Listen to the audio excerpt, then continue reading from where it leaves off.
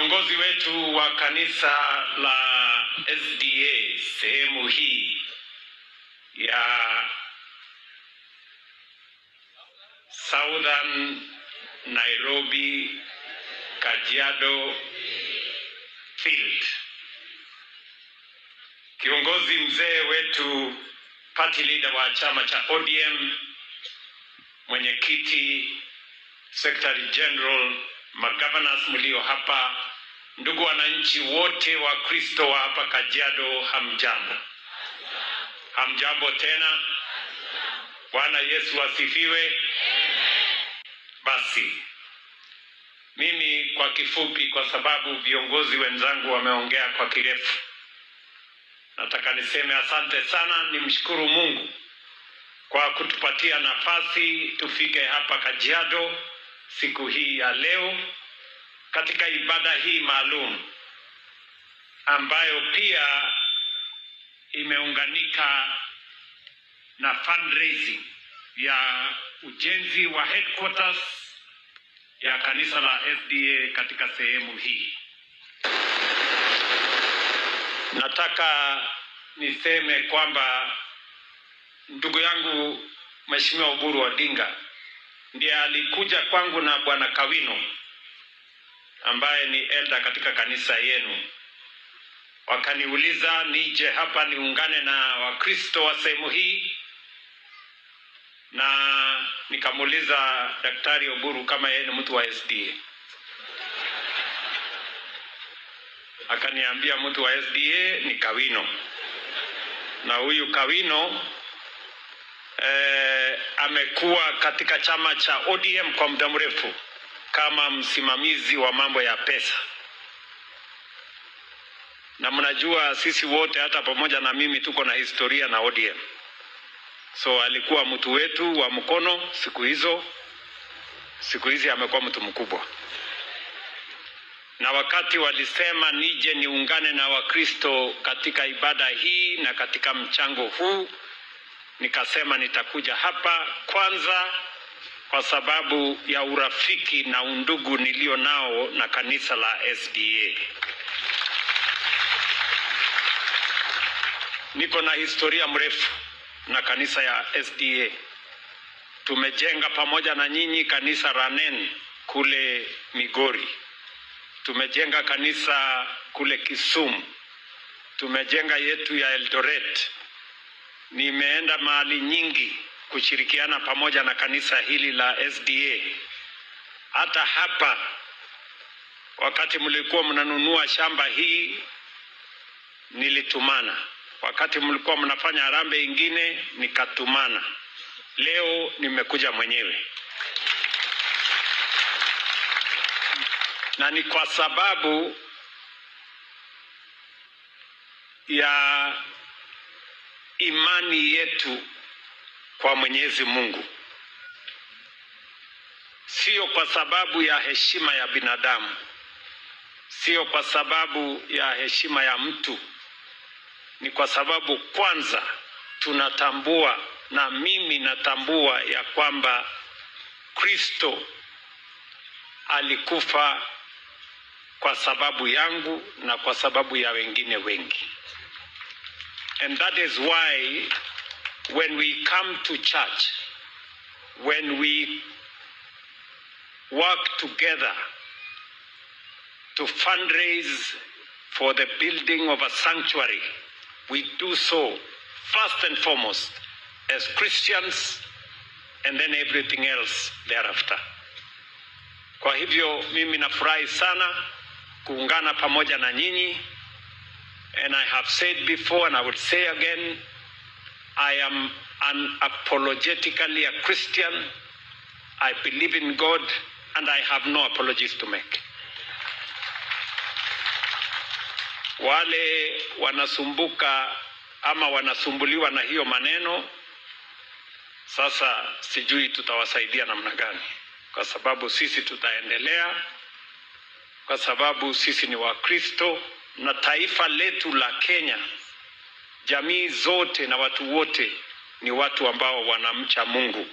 Hata ingawaje tuko na madhehebu tofauti, tuko na imani tofauti, lakini sisi wote tunaunganika kwa sababu tunamheshimu Mungu na tunamwabudu Mungu, na hivyo ndivyo taifa hii kwa mapenzi ya Mungu itaendelea kuwa namna hiyo.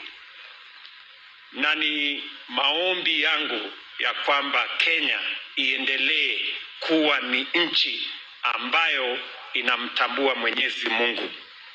Ndio katiba ya taifa letu la Kenya, kipengele ya kwanza inasema God of all creation. That is the constitution of Kenya. And therefore we are a God-fearing nation. We will continue to work with all faiths, with every denomination, as we serve God and as we serve humanity.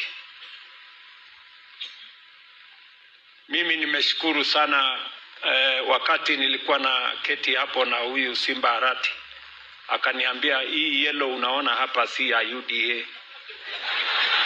Akaniambia hii yellow ni ya Pathfinders na ni rangi ya kanisa. Sasa mimi nikamweleza, unajuaje kama kuna uhusiano kati ya UDA na kanisa la SDA? Si ndio? Pengine kuna uhusiano, wewe usiseme sana. Na mimi nafurahi sana kwa uhusiano iliyoko kati ya kanisa ya SDA na serikali ya Kenya na makanisa yale mengine yote na serikali ya Kenya, kwa sababu wale wananchi ambao ni Wakristo, wale wananchi ambao ni wacha Mungu, ni pia wao ndio wananchi wa taifa letu la Kenya.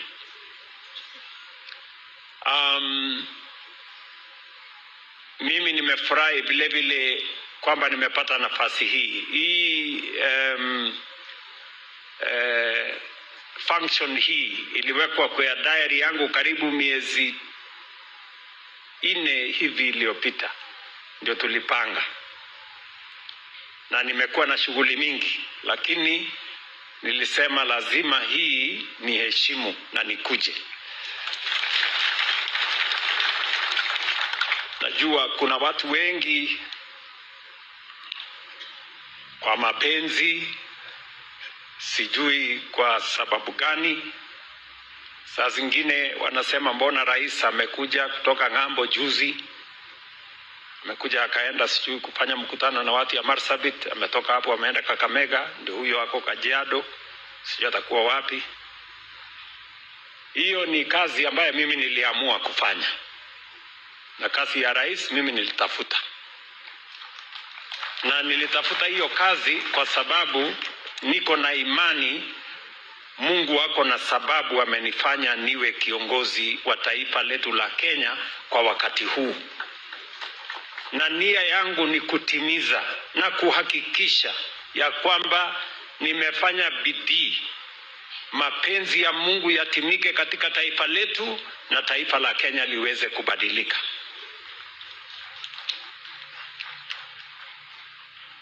Kuna watu wengi hawataki kufanya bidii. Najua kuna watu wengi wako na nafasi, lakini pengine kwa kukosa vile ya kuwa na mpango wanalegea, wanazembea. Mimi natambua ya kwamba there must be a reason God has made me president in Kenya as a time as this, and that is why I go the extra mile. I do my very best to make sure that Kenya becomes a country that we can all be proud of. Kwa hivyo msikuwe na wasiwasi na mimi. Wengine wangasema pengine huyu mtu angeenda holiday, sijui angeenda wapi. Wewe kama unataka kwenda holiday, wewe enda holiday. Hiyo ni sawa. Mimi niko na kazi ya kufanya. Na diary yangu, ukiangalia diary yangu imejaa miezi 6 mbele kila siku. Lakini ni kwa sababu hii nchi, kubadilika kwa hii nchi inataka bidii. Tumechelewa Kuna nchi tulikuwa sawa na wao miaka 60 iliyopita. Nchi ya Korea ilikuwa kama Kenya. Nchi ya Singapore ilikuwa kama Kenya. Nchi ya Malaysia ilikuwa kama Kenya. Lakini wametuacha nyuma kwa sababu sisi tumelegeza mwendo. And that is why we must accelerate our development. We must work the extra mile. Ndio tuhakikisha kwamba Kenya inafikia wale walikuwa na sisi na pengine hata tuwapite. Na Mungu ametujalia, I want to say this. Mungu ametujalia katika taifa letu la Kenya. We are making progress. Demonstrable progress. Na tumekuwa na favor ya Mungu. 2023, wakati mumenipatia nafasi ya kuongoza taifa letu, nikafanya mkutano ya kwanza kwa bara la Afrika ambayo ilikuwa inaitwa Africa Climate Summit. Tukawa na kongamano kubwa ya marais ya mataifa yote ya bara letu la Afrika. Tukakubaliana vile tutaenda mbele wakati wa changamoto tulizo nazo. Climate change, mambo ya kukosekana kwa mvua kwa wakati ama kwa majira. Tukawa na mpango kamili. Baadaye pia tukawa ni nchi ya kwanza ya bara letu la Afrika kupata nafasi ya kuongea na nchi ya Marekani.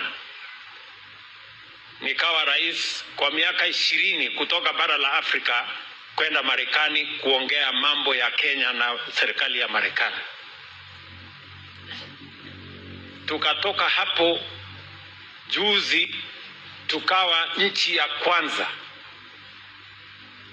Anglophone country kufanya mkutano ya bara letu la Afrika ambayo tuliita Africa Forward.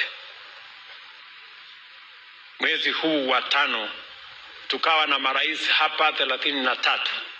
Tukapanga vile bara letu la Afrika litasonga mbele. Tupunguze umaskini, tuongeze utajiri na rasilimali tulizoko nazo katika bara hili liweze kutumika kusaidia watu wa bara hii. Bara la Afrika liwache kuwa ni bara ya majanga, bara ya vita na mambo ya umaskini na mambo ya magonjwa. We have a different paradigm shift katika kontinenti letu. Kesho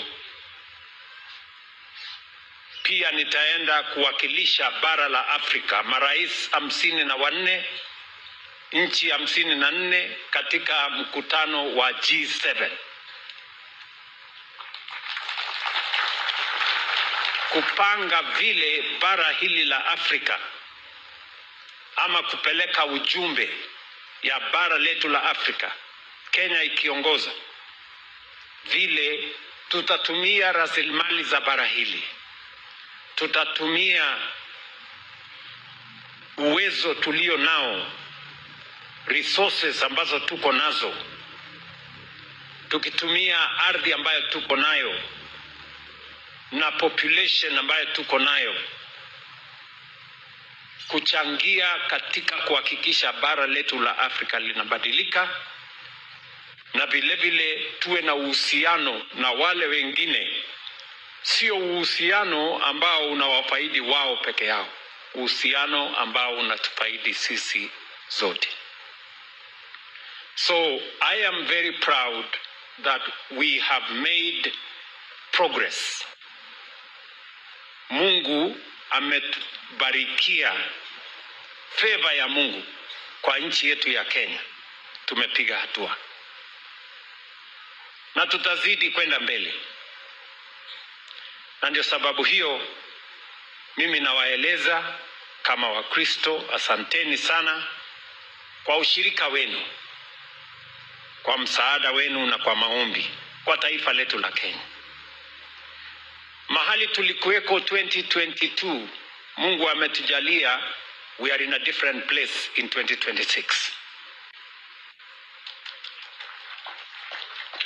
Changamoto tulizokuwa nazo Mungu ametubarikia, tumezitatua na tunasonga mbele kama taifa.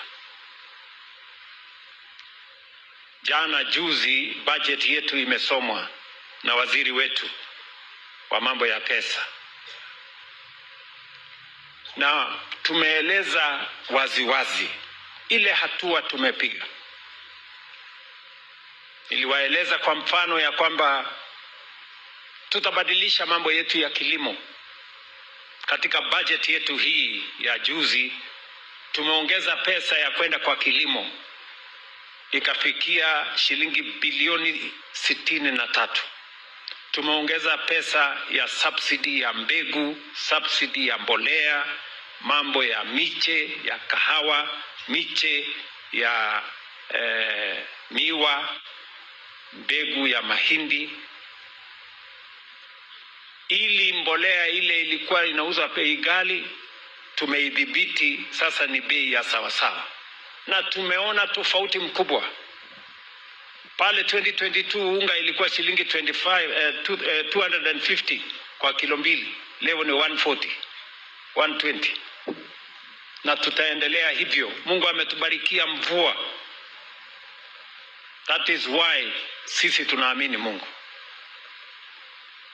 Katika budget hii ambayo tumepitisha juzi, imesomwa kwa bunge, pia tumesema elimu ni ya muhimu, na niliwaeleza Wakenya ya kwamba tutabadilisha mfumo wetu wa elimu iwe ni elimu ambayo itatufaidi tukienda mbele.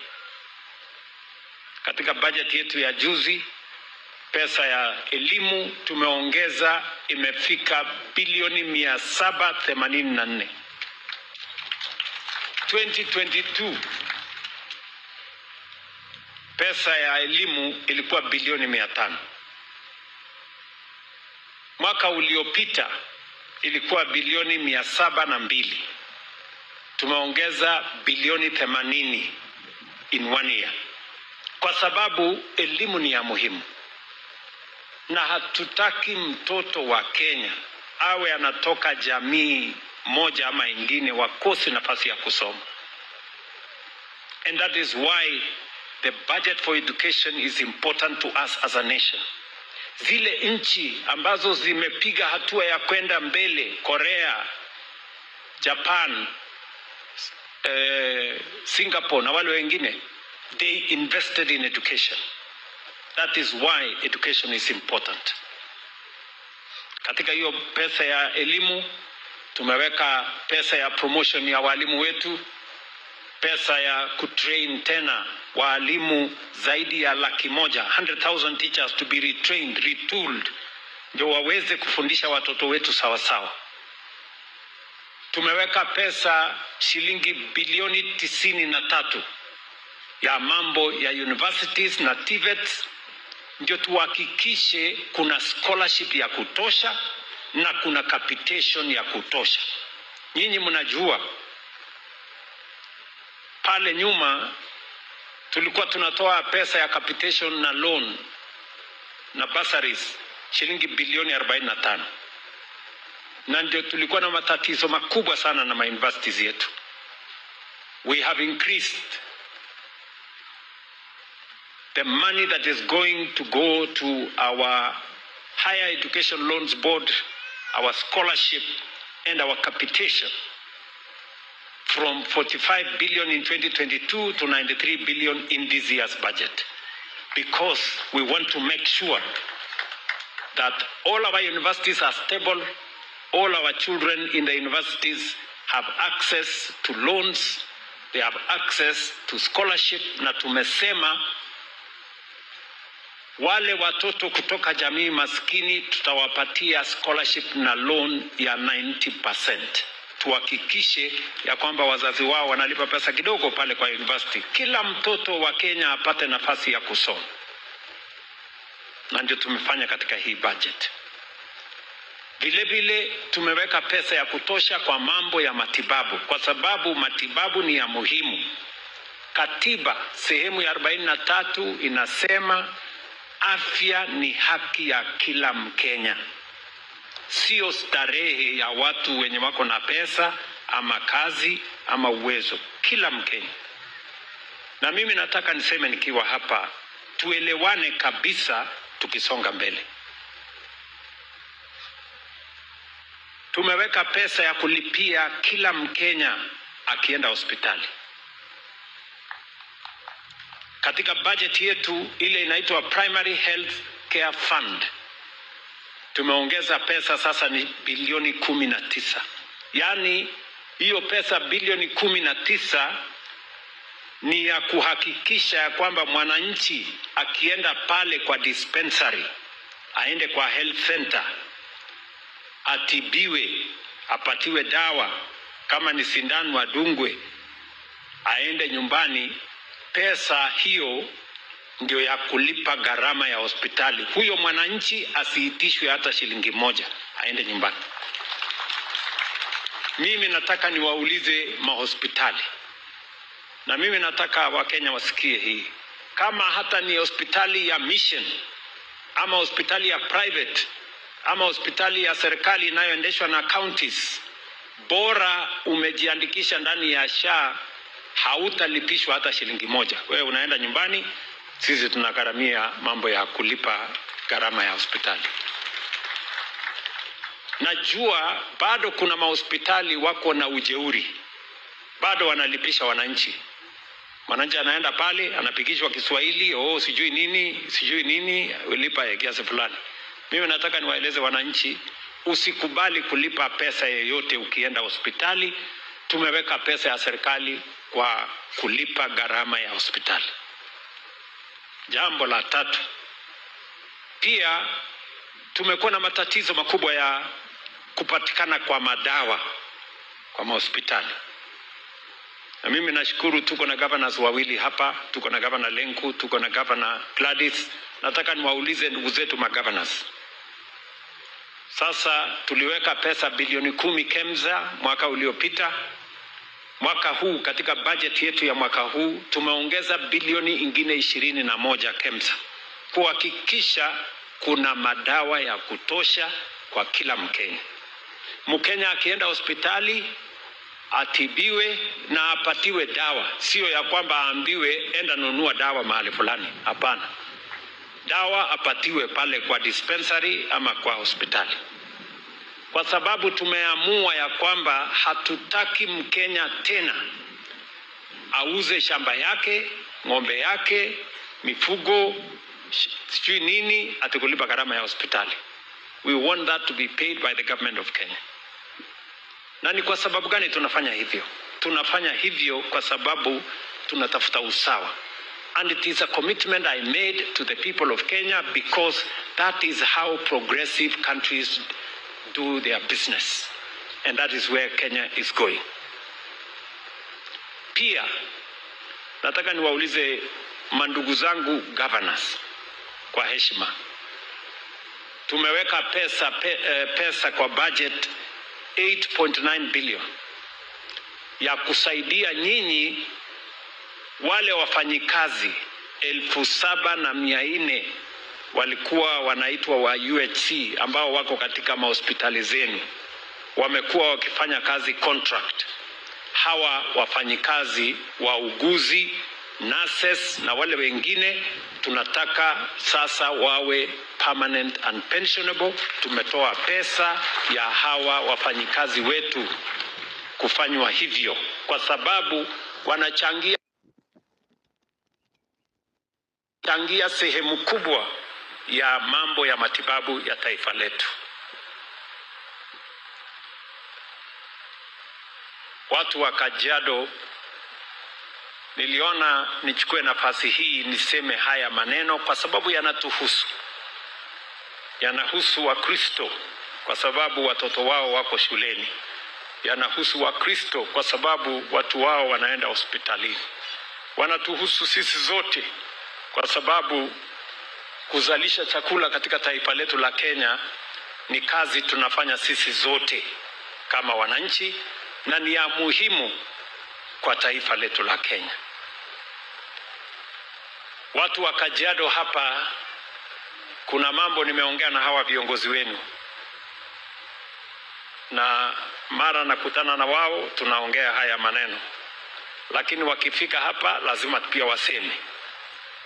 Nasikia wasiposema wataulizwa, wewe ulikuwa pale, umeenda kwa microphone hujasema. Hii maneno yote hii watu wamesema hapa tayari tulikuwa tumeongea na tumekubaliana vile hiyo kazi itaendelea, na wanajua. Kwanza mnajua tulikuwa na barabara zilikuwa zimekwama hapa.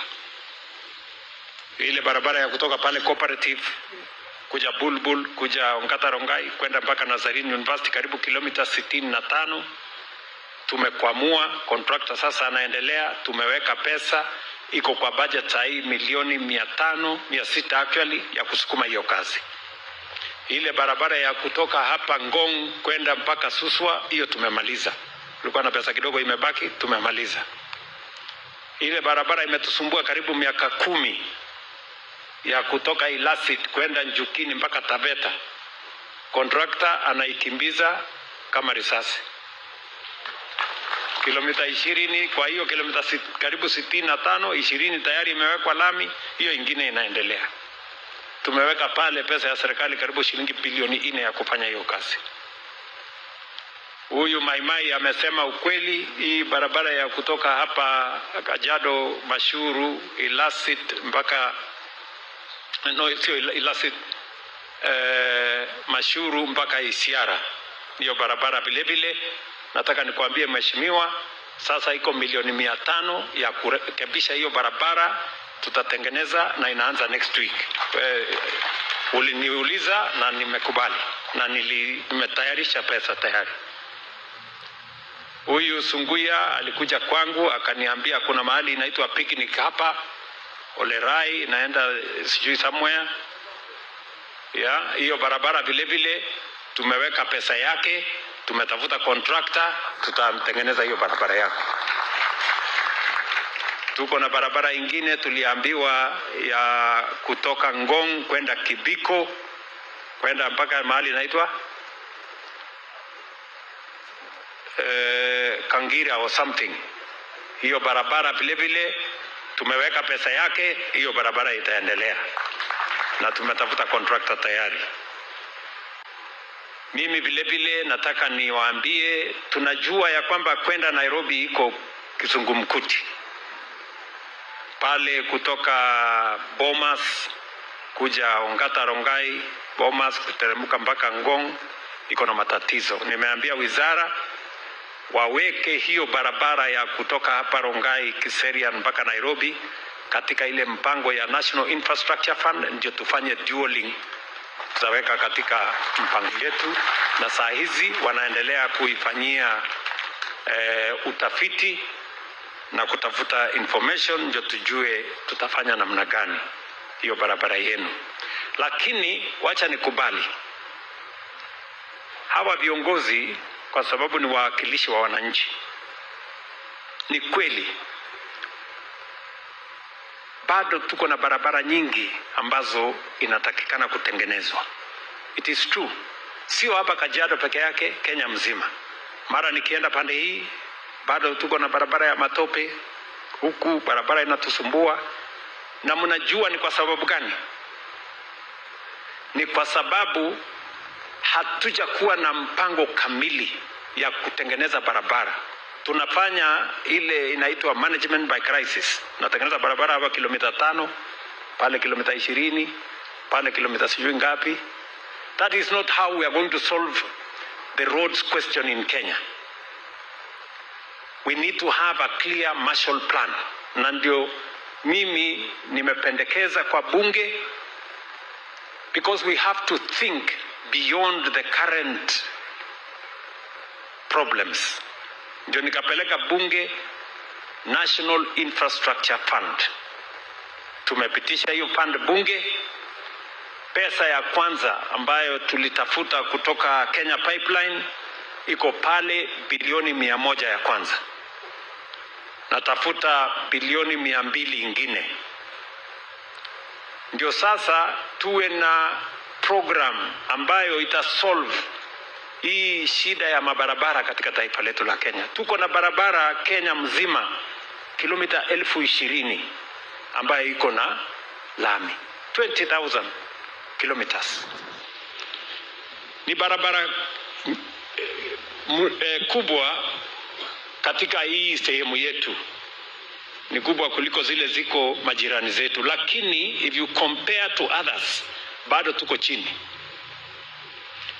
Nchi ya Japan ambayo ni ndogo kuliko Kenya iko na barabara kilomita 1,000,000 ya lami, 1 million. Yetu ni 20,000. Mnaona kama iko tofauti? 20 million na 20,000 kilometers na 1 million kilometers. So mnaona iko tofauti? Ni tofauti ndogo, si ni kubwa. Ndio nimesema next 7 years kwa mapenzi ya Mungu ni lazima tutengeneze barabara kilomita 28,000. Tuko na 20,000 size, lakini inatakana tutengeneze 28,000, na tumeanza hiyo safari kupitia kwa hiyo National Infrastructure Fund ambaye itatusaidia kuweka pesa ya serikali, kuweka pesa ya private sector, kuweka pesa ya investors, kuweka pesa zingine katika hizo barabara.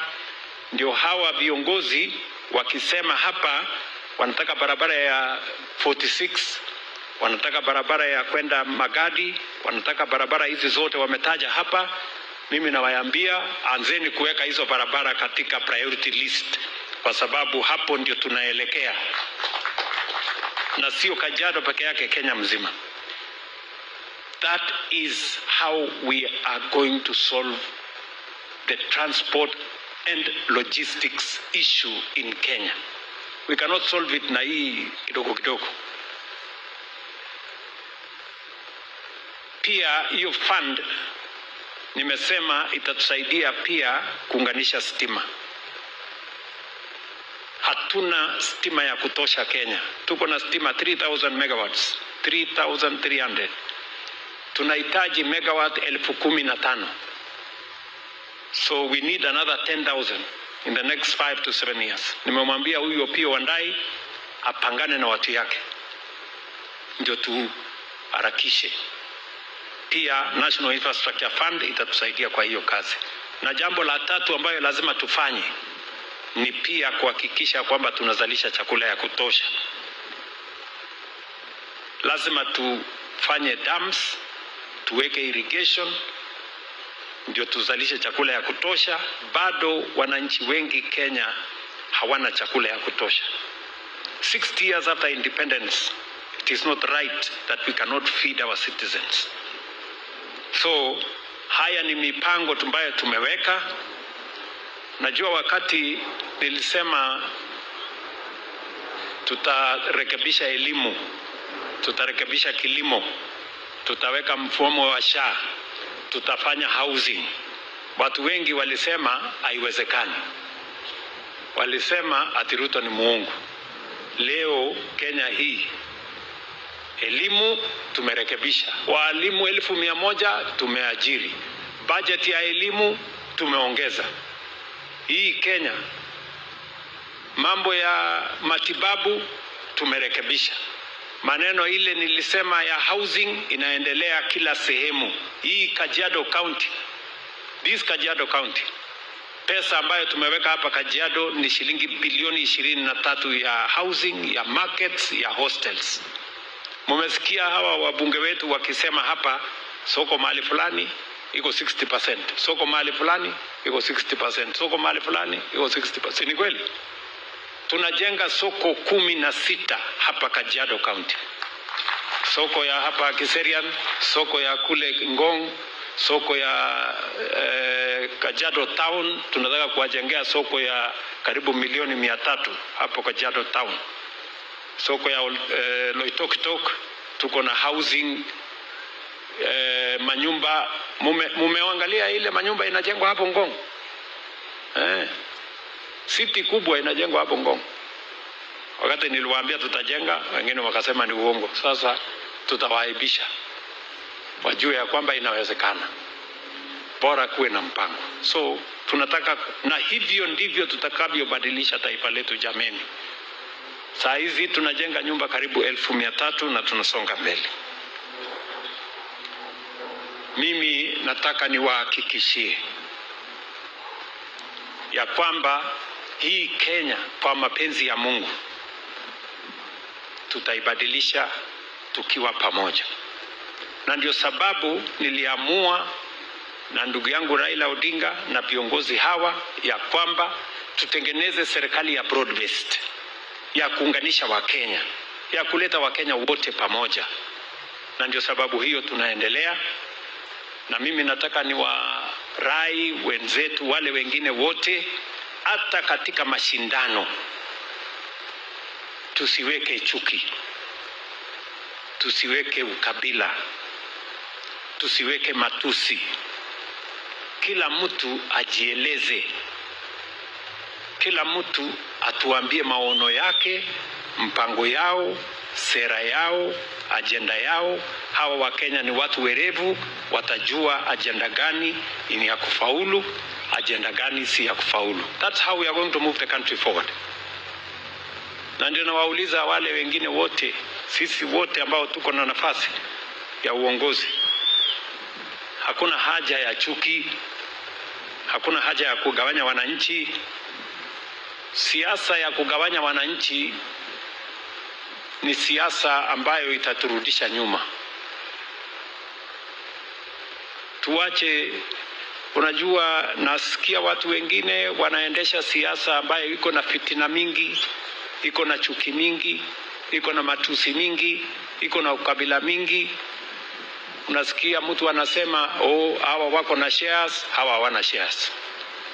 Hawa ni Tungati, hawa ni Tugunia. Hawa ni Wabara, hawa ni wa sijui Pwani. Hawa ni cousins, hawa ni maadui. Hawa sijui ni nini. Hiyo lugha itaharibu taifa letu la Kenya. Hakuna haja ya kugawanya watu. Wewe mtueleze sera yenu, mpango yenu. Hii housing mnasema sio mzuri, gani ni mzuri? Mnasema hii mpango ya universal health coverage si mzuri, mnataka kuturudisha ile ya NHIF ya watu wachache. Sasa niwaulize, kati ya watu 8 na 31 mnataka kuturudisha nyuma ama mnataka tuende mbele? So kila mtu ajieleze hapo. That's how we are going to make progress as a country. Leo vile vile nyinyi mnajua kwa sababu ya ile matatizo tuko nayo pale ya Iran na wale wengine, bei ya mafuta ilipanda duniani kote. Hata nchi zingine wakakosa mafuta. Nchi zingine majirani zetu hapa watu walikuwa wanapiga foleni siku 2, siku 3 kwa mapetrol station. Mungu ametujalia tumekuwa na mafuta ya kutosha. Bei ilipanda juu kila sehemu. Tumejaribu ku moderate na ile resources tuko nayo. Jana leo imetangazwa bei mpya na imepungua kwa lita moja, imepungua shilingi 10, na tunaendelea kusongesha namna hiyo, tukipanga vile tunaweza kuhakikisha kwamba kama taifa tuweze kusonga mbele, tuweze kutembea pamoja na tuhakikisha kwamba Kenya inasonga mbele. Kwa hivyo ndugu zetu, mimi sitaki kusema kuzidi hapo. Najua nimesema kwa kirefu kwa sababu mbali na kuwa Mkristo pia ninyi mmenipatia nafasi ya kuwa kiongozi wa taifa letu. Sasa ni nafasi yetu ya kufanya ile kazi tuliitiwa hapa. Na mumlisikia vile Bishop alitu guide ama alituelekeza. Alisema kila mtu, Biblia, neno la Mungu linatoa nafasi kwa kila mtu kuchangia katika ujenzi wa kanisa ya Mungu. Alizungumzia sana rais, pengine nyinyi mkashangaa na sisi. So sio rais peke yake ati ameruhusiwa kufanya hii kazi, ni sisi wote. Alikuwa tu anasema rais kwa sababu saa zingine kuna watu wananisumbua. Nafikiri alikuwa anajaribu kuwaelimisha kidogo. Nikikuja wanaleta kelele, huyu mtu ameenda kanisani, sijui amefanya nini. Hata kama mimi singekuwa rais, ningekuja tu kanisani kwa sababu mimi ni Mkristo na ningekuja kufanya hii kazi. Sijui kama tunaelewana, si ndio? So tuchangie. Na nimesikia pia mhubiri wetu amesema pale kwa Biblia Yesu alisema ule mama alitoa nini mbili, ndiye alitoa mingi. Ninyi msichukue makosa ati sasa wewe uende utoe kidogo ati ndio. Hapana. That was not the message. Ama yani yule alitoa hiyo peni mbili na hiyo ndio ilikuwa pesa yote alikuwa naye. Sasa ni kusemekana wewe ile uko naye kwa account yote utoe, ndio ukue sawa sasa na huyo mama mwenye alisemekana alitoa pesa mingi, si ndio? So tuendelee namna hiyo. Na umetuelimisha vizuri pastor. Unajua Oburu Odinga amekuwa akitueleza kuhusu power. Sasa umetusaidia leo, umesema hii power kumbe ni mzuri kwa sababu inatoka kwa Mwenyezi Mungu. So Bwana Oburu, endelea hapo sasa, shikilia hapo. Kumbe wewe haukukosea. Hakuna power inatoka mahali nyingine. Power inatoka kwa nani? Tuendelee na hapo.